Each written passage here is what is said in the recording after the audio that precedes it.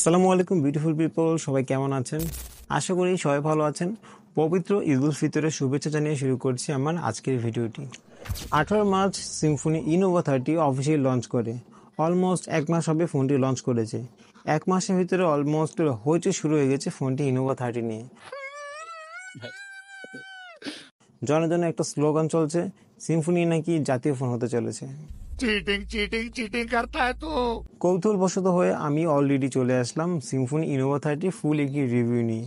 কেনই আসলে ইনোভা 30 এতটা জনপ্রিয়তা পেল, সেই রহস্য আজকে উদ্ঘাটন করব, আর আমার সাথে থাকছেন আপনারা। ফাইনালি আমার হাতে দেখতে পাচ্ছেন সিম্ফনি ইনোভা 30, যেটা কিনা বর্তমানে বাজেট সেগমেন্টে ধামাকা একটি ফোন অলরেডি সবাই ধরে নিয়েছে। কারণটা জানতে চলুন এক ঝলকে ফোনটি ছোট একটি ওভারভিউ নিয়ে নিই। ফোনটিতে দেওয়া হয়েছে 6.56 ইঞ্চ HD+90 একটি punch hole cutout display, 108 megapixel USD camera, 6GB এবং 8GB দুটি পছন্দ অনুযায়ী র্যাম ভেরিয়েন্ট পেয়ে যাবেন। চিপসেট হিসেবে পাচ্ছেন ইউনিএসসি T616। ফোনটিতে 5000 mAh ব্যাটারির সাথে থাকছে 18 ওয়াটের একটি ফাস্ট চার্জার। সর্বশেষে থাকছে স্মার্ট ব্লিঙ্ক, যেটা কিনা নোটিফিকেশন লাইটের কাজ করবে। সিম্ফনি ইনোভা 30 6GB ভেরিয়েন্টটি অফিসিয়াল প্রাইস করা হয়েছে 11,690 টাকা এবং 8GB ভেরিয়েন্টের দাম করা হয়েছে 12,699 টাকা। আপনি যদি ফোন নিতে চান সেক্ষেত্রে চলে আসতে পারেন নূরজাহান মোবাইল ওয়ার্ল্ডে। তাদের কাছে আপনি ফোনটি 3টি কালার ভেরিয়েন্টে পেয়ে যাবেন। ভিডিও ডিসক্রিপশনে তাদের শপের অ্যাড্রেস এবং কন্ট্যাক্ট নাম্বার দেওয়া থাকবে। চলুন তাহলে আর দেরি না করে আমরা মূল ভিডিওতে চলে যাই। ফোনটির যদি ডিজাইন থেকে শুরু করি, ফোনটির প্রথমে আমরা দেখতে পাবো 2.5D ফ্ল্যাট ফ্রেম বডি করা হয়েছে, যার জন্য ফোনটি হাতে নিলে স্কোয়ার শেপ একটা ফোনের মতো ফিল দিচ্ছিল। মোটামুটি কমফোর্টেবল ছিল ফোনটি। ফোনটির বডি ফ্রেমের ডিজাইন যথেষ্ট, বিল্ড কোয়ালিটি ফিনিশিং যথেষ্ট বেটার ছিল। প্রথম অবস্থায় ফোনটি হাতে নিলে বোঝার কোনো উপায় নেই যে এটি সিম্ফনি ব্র্যান্ডের একটি ফোন, কারণ ফোনটির লুক ছিল খুবই অ্যাট্রাকটিভ, যে কারণে সবারই ভালো লেগে যাবে ফোনটির লুকটি দেখে। তাছাড়া ফোনটির 3টি চমৎকার কালার ভেরিয়েন্ট করা হয়েছে, mirror white, space green, reflective green. মোটামুটি কম্প্যাক্ট একটি ডিভাইস করেছে ফোনটি। ফোনটি সাইড ফ্রেম ছিল প্লাস্টিক, মেটাল হলে আরেকটু ডিউরেবল হতো ফোনটি। তাছাড়া ফোনটি ব্যাক প্যানেলটি ছিল reusable plastic body. Plastic body হওয়া সত্ত্বেও ফোনটি ব্যাক প্যানেলটি গ্লাসি ফিনিশ একটি ভাইব দিচ্ছিল, প্রিমিয়াম একটি লুকও দিচ্ছিল ফোনটির ব্যাক প্যানেলটি। ডেইলি ইউজের কথা বলতে গেলে বিল্ড কোয়ালিটির দিক থেকে যথেষ্ট প্রিমিয়াম করেছে। দিন শেষে মোটামুটি ভালো একটা জিনিস দেওয়ার চেষ্টা করেছে সিম্ফনি লুকের ক্ষেত্রে। ফোনটিতে সিপিইউ হিসেবে পেয়ে যাবো আমরা ইউনিভার্সিটি T616, যেটা কিনা 52nm আর্কিটেকচার বিল একটি প্রসেসর। এই প্রসেসের পারফরমেন্স হেলিও G85 এর সাথে কম্পেয়ার করতে পারেন। তাছাড়া ফোনটি ব্যবহার করার সময় কোনো প্রকার ডিলে স্লো দেখা পায়নি। তাছাড়া ফোনটি ইউজ করার সময় মাঝে মাঝে কিছুটা ডিলে দেখা পেয়েছে, বাট সেটা চোখে না পড়ার মতো। জিপিইউ হিসেবে পেয়ে যাবো আমরা মালি G57 ফোনটিতে। এছাড়া র্যাম ভেরিয়েন্ট পেয়ে যাবো আমরা দুটি, একটি হচ্ছে 6GB 128GB, আরেকটি হচ্ছে 8GB 128GB।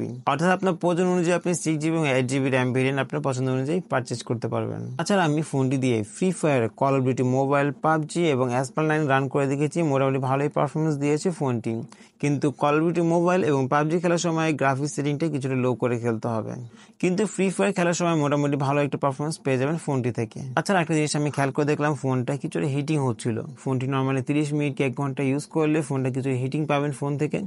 পাশাপাশি ফোনটি যখন চার্জে দেবেন কিংবা গেম খেলবেন তখন একটা হিটিং ইস্যু পাবেন। ওভার হিটিং মনে হবে না, তারপরে এই হিটিংটা একটু কম হলে বেটার হতো। পাশাপাশি কিন্তু চার্জিং অ্যাডাপ্টারে কিছুটা হিটিং হচ্ছিল। যদি ডেইলি লাইফ ইউজের কথা চিন্তা করি সেক্ষেত্রে মোটামুটি ভালো একটা পারফরমেন্স পেয়ে যাবেন ফোনটি থেকে, কারণ প্রসেসরটি মোটামুটি ভালো ছিল। ইউনিসক হিসেবে যে ফেলে দেওয়ার মতো প্রসেসর এমনটা না, ভালো মানের একটা প্রসেসর ছিল এই প্রাইস সেগমেন্টে অন্তত বলা যায়। ফোনটির ডিসপ্লে রেজলিউশন ছিল 1612x720, অর্থাৎ HD+ একটি ডিসপ্লে পেয়ে যাবেন ফোনটিতে। তাছাড়া ফোনের ডিসপ্লে সাইজ ছিল 6.56 ইঞ্চ, মোটামুটি স্ট্যান্ডার্ড সাইজের একটি ডিসপ্লে বলতে পারেন আপনি ফোনটিকে। এর চেয়ে বড় ডিসপ্লে ফোনগুলো ইউজ করতে কিছু আনকমফোর্টেবল লাগে, এই ডিসপ্লেটা মোটামুটি কমফোর্টেবল বলা যায়। তাছাড়া আপনি ফোনটির ভালো একটি ব্রাইটনেস পেয়ে যাবেন, কিন্তু এই ব্রাইটনেসটা কিন্তু ডিরেক্ট সানলাইটে অতটা কাজে আসবে না, কিছুটা প্যারা দেবে আপনাকে। ইনডোরে ফোনটির ব্রাইটনেস যথেষ্ট ভালো ছিল। তাছাড়া ফোনটি দেওয়া হয়েছে 90Hz রিফ্রেশ রেট, যার জন্য মোটামুটি স্মুথ একটি ইউজিং এক্সপিরিয়েন্স পেয়ে যাবেন ফোনটি থেকে। একটা জিনিস খেয়াল করে দেখলাম, বর্তমানে এনটি বাজারের ফোনগুলো 90Hz প্রোভাইড করছে, এই জিনিসটা খুবই ভালো দিক আমার কাছে মনে হয়েছে। ফোনটিতে যেহেতু HD+ ডিসপ্লে ব্যবহার করা হয়েছে, ভিডিও দেখার সময় কিছুটা ডিটেলসে ঘাটতি ফিল হবে। ফুল এইচডি হলে ভিডিও কোয়ালিটি একটু বেটার হতো।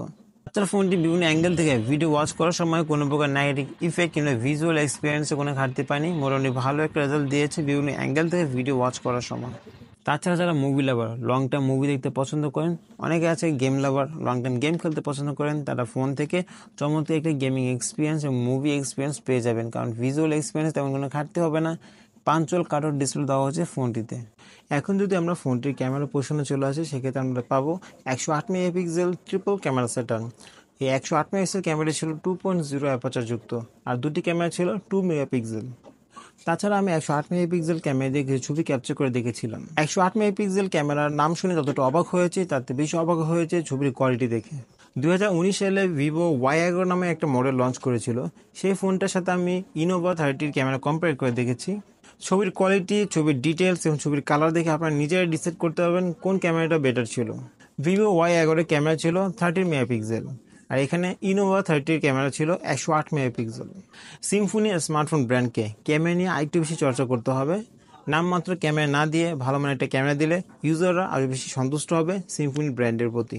সিম্ফনি ইনোভা 30 108 মেগাপিক্সেল ক্যামেরা নিয়ে আমি যথেষ্ট সন্তুষ্ট নই। সিম্ফনি ইনোভা 30 108 মেগাপিক্সেল ক্যামেরার ডিটেলস, পাশাপাশি ফোকাসিংয়ে কিছু সমস্যা ফেস করেছি, পাশাপাশি ছবিগুলোর কালার কোয়ালিটি ততটা বেটার ছিল না। পাশাপাশি একটা জিনিস খেয়াল করে দেখেছি, ছবি যখন তুলছিলাম তখন ফোনটা কিছুটা ডিলে করছিল। ছবি তোলার সময় ফোনটা কিছুটা ল্যাক আমি ফেস করেছি। বাজেট অনুযায়ী মোটামুটি ক্যামেরা কোয়ালিটি ছিল, অতটা ভালো বলতে পারবো না আমি।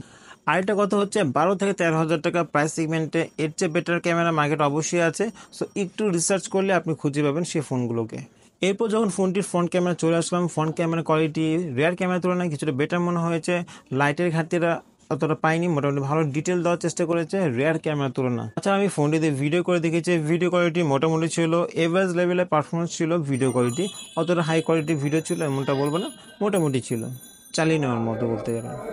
এছাড়া আপনি ফোনটিতে night mode, slow motion, time lapse, panorama এগুলো পেয়ে যাবেন। তাছাড়া ফোনটিতে ইউজ করা হয়েছে 5000 এমপার একটি ম্যাসিভ ব্যাটারি, পাশাপাশি 18 ওয়াটের একটি ফাস্ট চার্জার, যেটি কিনা অল্প সময়ের ভিতরে ফোনটিকে আপনার ফুল চার্জ করতে সাহায্য করবে। এই প্রাইস সেগমেন্টে আপনি 18 ওয়াটের চার্জার পাচ্ছেন, সেটা আলহামদুলিল্লাহ বলতে পারেন। মোটামুটি এই প্রাইস সেগমেন্টে 8 ওয়াটের চার্জার পাওয়াটা খুবই দুষ্কর ব্যাপার। এছাড়া ফোনের চার্জ ব্যাকআপ নিয়ে কোনো প্যারা নিতে হবে না। আপনি মোটামুটি হেভি ইউজার হলে সুন্দর একটা ব্যাকআপ পেয়ে যাবেন, নর্মাল ইউজার হলে তো কোনো কথাই নেই।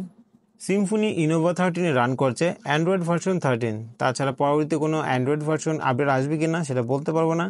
আসলেও আসতে পারে, কিন্তু না আসার সম্ভাবনা খুবই বেশি। তাছাড়া আপনি ফোনে কিন্তু পেয়ে যাচ্ছেন সাইড মাউন্টেন ফিঙ্গারপ্রিন্ট স্ক্যানার, যেটা কিনা মোটামুটি ভালো ছিল, ফাস্ট ছিল এবং রেসপন্সিভ ছিল প্রতিবারই।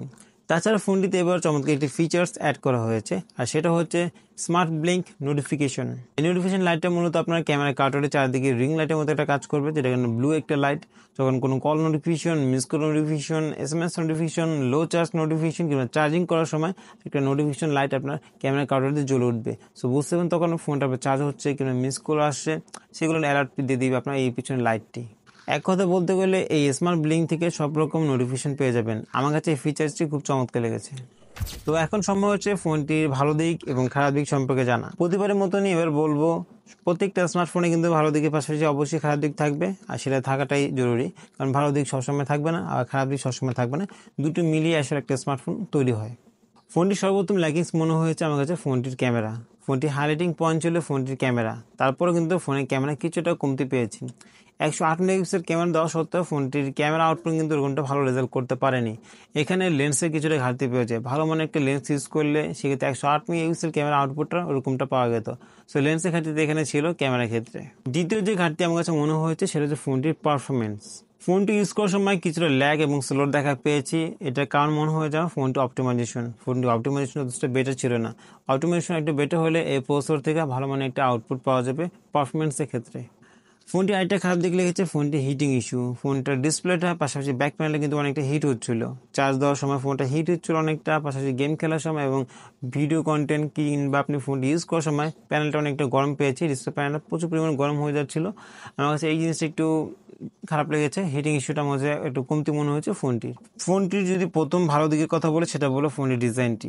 এই প্রাইস সেগমেন্টে চমৎকার গ্লোসি ফিনিশ একটি বডি ডিজাইন দেওয়া হয়েছে সিম্ফনি ইনোভা 30 ফোনটিতে। কিন্তু এই ফোনটা কিন্তু বডি ম্যাটেরিয়াল ছিল রিইউজেবল প্লাস্টিক বডি, তারপরেও কিন্তু লুকের ক্ষেত্রে কোনো কমতি রাখেনি ফোনটির। তাছাড়া এই প্রাইস সেগমেন্টে গ্লাস বডির ফোন পাওয়াটা খুবই দুষ্কর ব্যাপার। তাছাড়া যতটুকু দিয়েছে আলহামদুলিল্লাহ বলতে পারেন এই ফোনটি আরেকটা ভালো দিকের কথা যদি বলি সেটা হলো ফোনটিতে ইউজ করা হয়েছে 90 হার্জের পাঞ্চল কাটআউট একটি ডিসপ্লে, যেটা আমার কাছে ভালো লেগেছে। এই প্রাইস সেগমেন্টে মোটামুটি পাঞ্চল কাটআউট পাশাপাশি 90 হার্জ খুবই কম পাওয়া যায়। এটা আমার কাছে ভালো একটা প্লাস পয়েন্ট মনে হয়েছে ফোনটির। আরেকটা বিষয় হচ্ছে ফোনটিতে আপনি পেয়ে যাবেন 6GB র্যাম এবং 8GB র্যাম, দুটোই ভেরিয়েন্ট। অর্থাৎ আপনার প্রাইস সেগমেন্ট অনুযায়ী দুটো ভেরিয়েন্ট আপনি পছন্দ করে নিতে পারবেন। এটা একটা ভালো দিক ছিল ফোনটি। সর্বশেষ ভালো দিকটি ছিল ফোনটির 18 ওয়াটের একটি ফাস্ট চার্জার। মোটামুটি দ্রুত চার্জ করে নিতে পারেন ফোনটিতে, যেহেতু 5000 এমপিআর ব্যাটারি সময় নিতে পারে অনেক সময়, সেই জন্য কোম্পানি একটু চালাকি করে এখানে 8 ওয়াটের চার্জার বসিয়ে দিয়েছে। সো একটু তাড়াতাড়ি ফোনটা চার্জ হয়ে যাবে, 45 মিনিটের ভিতরে 60% চার্জ হয়ে যাবে, কোম্পানি এটা দাবি করছে। এখন মূল ডিসিশন হচ্ছে আপনার হাতে। আপনি এই প্রাইস সেগমেন্টে সিম্ফনি ইনোভা 30 নেবেন, কিংবা এই প্রাইস সেগমেন্টে সুইচ করে কোনো অন্য ব্র্যান্ডের দিকে যাওয়ার ইচ্ছা আছে নাকি, সেটাই মূল বিষয়। যদি ইচ্ছা থেকে থাকে সেক্ষেত্রে আপনি রিয়েলমির নোট 50 ফোনটা দেখতে পারেন, কিংবা আপনি এমআইয়ের A3 ফোনটা দেখতে পারেন, পাশাপাশি ইনফিনিক্সের হট 40i, পাশাপাশি আপনি দেখতে পারেন টেকনোর একটি ফোন ছিল, সেটা হলো 20C। এই 4টা মডেল আপনি রিসার্চ করে দেখতে পারেন কোনটা আপনার কাছে ভালো লাগে। হয়তো এটাও ভালো লাগতে পারে, কিংবা সিম্ফনি ভালো লেগে যেতে পারে এই কনফিগারেশনটি। ভিডিওটি সবার কাছে কেমন লাগলো সেটা অবশ্যই কমেন্টে জানাবেন। আর আমার ভিডিও দেখে যদি কারো কোনো কোশ্চেন জেগে থাকে সেটা অবশ্যই কমেন্টে লিখে দেবেন। খুব শীঘ্রই আপনার কমেন্টে অ্যান্সার আমি দিয়ে দেবো আপনাকে। আর যদি আমার ভিডিওটি ভালো লেগে থাকে বন্ধুদের মাঝে বেশি বেশি শেয়ার করে দেবেন। আর ভিডিওটি শেষ করার আগে আমার চ্যানেলটিকে সাবস্ক্রাইব করতে ভুলবেন না, কারণ আরও কিছু চমৎকার ভিডিও অপেক্ষা করছে আপনার জন্য। সবার সাথে আবারও দেখা হবে নতুন কোনো একটি ভিডিওতে। ততক্ষণ পর্যন্ত সবাই ভালো থাকবেন। আমি ইমরান, আর আপনারা ছিলেন ওয়ার্ল্ড অফ টেক লাভার্সের সাথে। আসসালামু আলাইকুম।